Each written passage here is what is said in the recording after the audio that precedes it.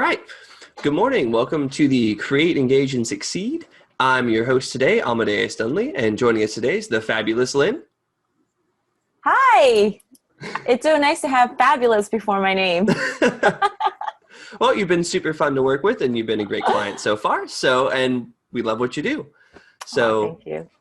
today, we'll be talking a little bit about some of your experiences with making a site, making a course, and all of the projects you have going on. So let's get started. Mm-hmm. So tell us a little bit about what you currently have going on. I know you've got a course that you're working on getting, as well as working on getting your site fully finished.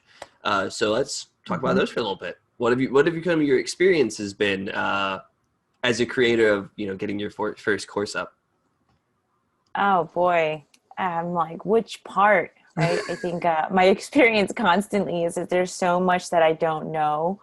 And I know you've heard me, and I know Mary's heard me say this before, but it's like, I don't know what I don't know until we come up against it and you're like, oh, that's a thing. And what do you call those thingamajigs, And so I just felt like, you do a course, and like, I thought up to like, you have a script, you divide it into whatever courses you want.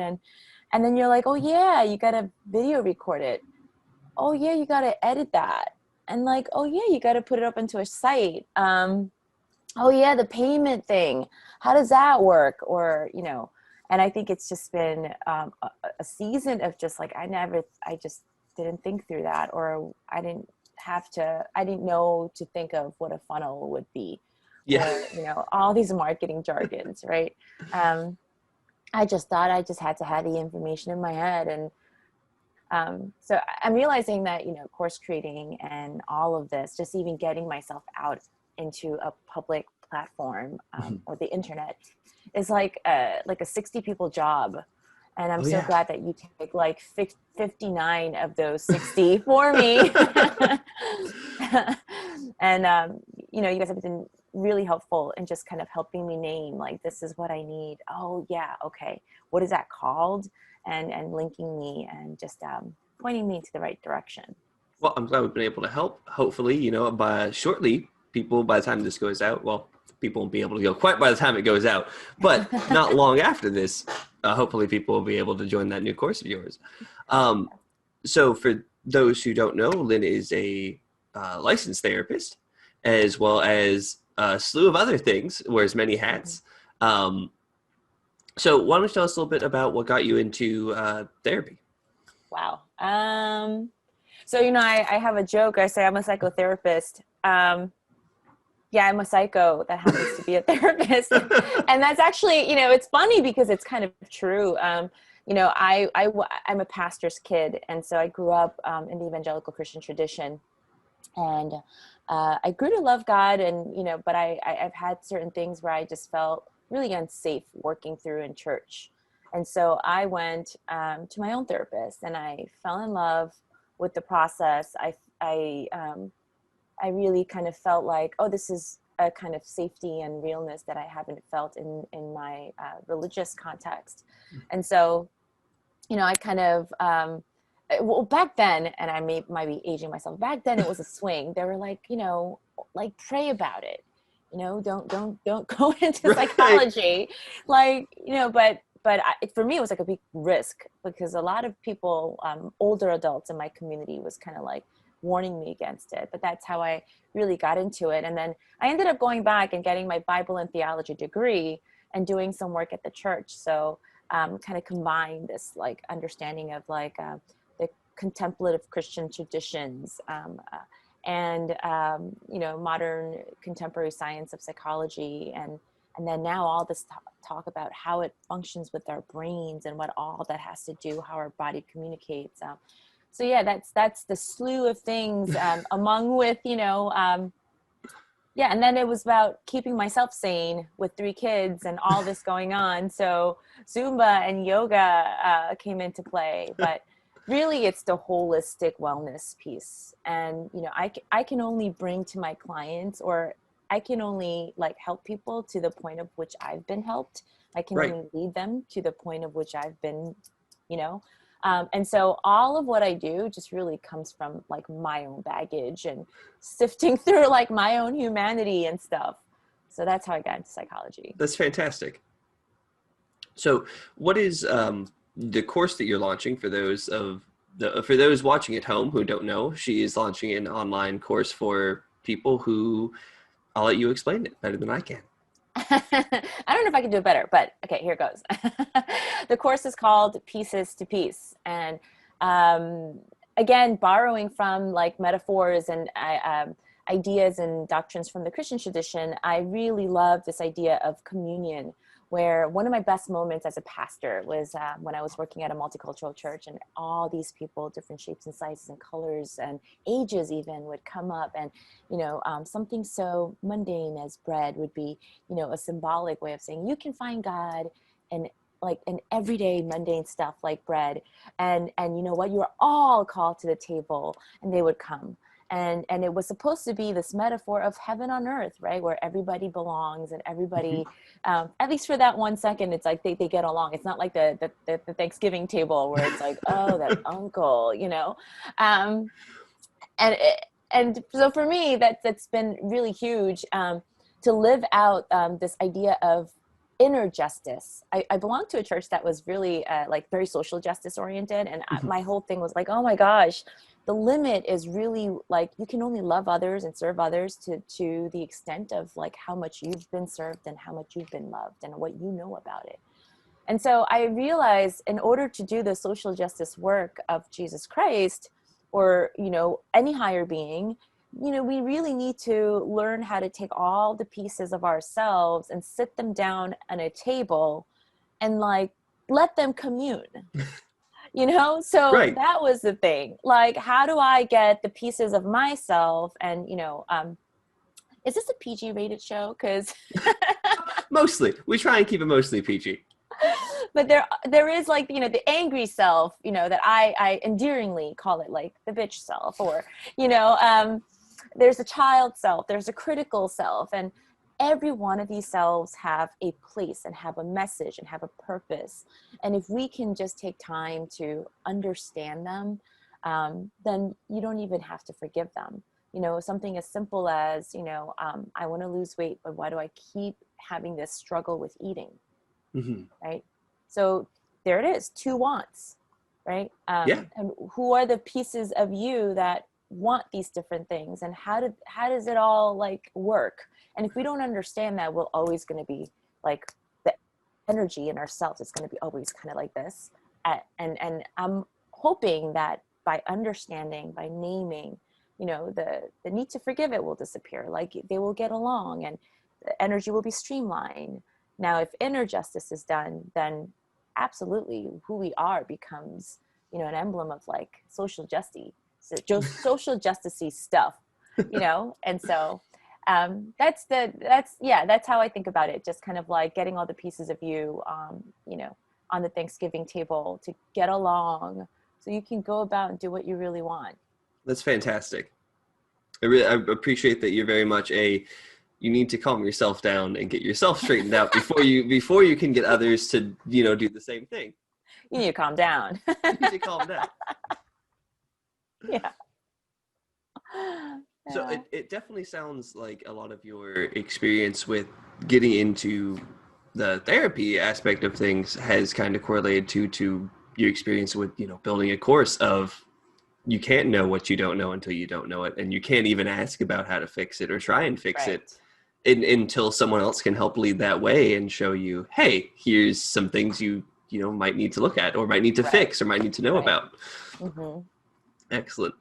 So tell us then a little bit, if you'd like, what have been some of your experiences working on getting both a course and a website up compared to compared to doing the psychotherapist side? How has it been trying to do the internet and communicating with everyone and getting out their side? I think, the therapy, so I think it is definitely a discipline of working your vulnerability muscles for me. because in a space where it's confidential, so I'm not supposed to tell anybody and I can't tell anybody. So it's great because I'm not allowed to have anybody see it. And so, you know, I know exactly who I'm talking to, and, you know, and it's not recorded. It's beautiful. The moment comes and goes, and that's it. But, you know, I think the discipline came and the growth came because I really felt this urge to like form a community. Mhm. You know, where are the people, and who are the tribe, like who's the tribe.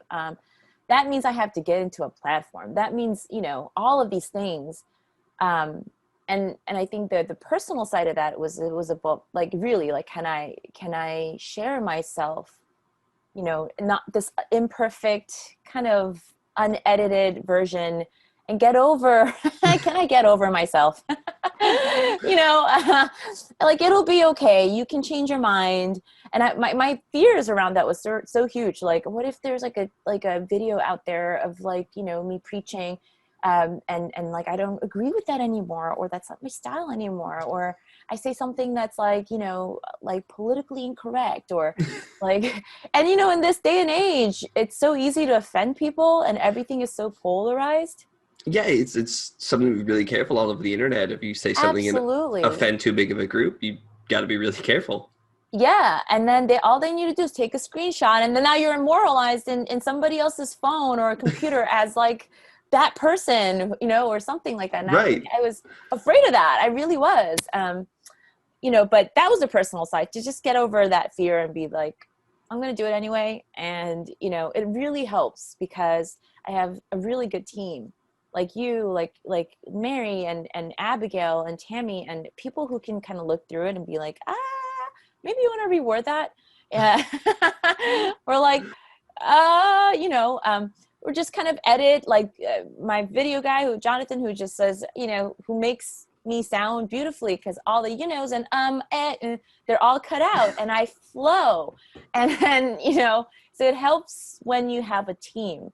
And all the work of actually making a website, like that's the stuff that you guys do. I don't know how you do it, you know.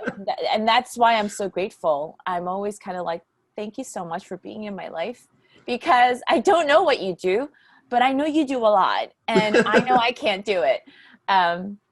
It's hard enough for me to just give Amadeus the words, you know.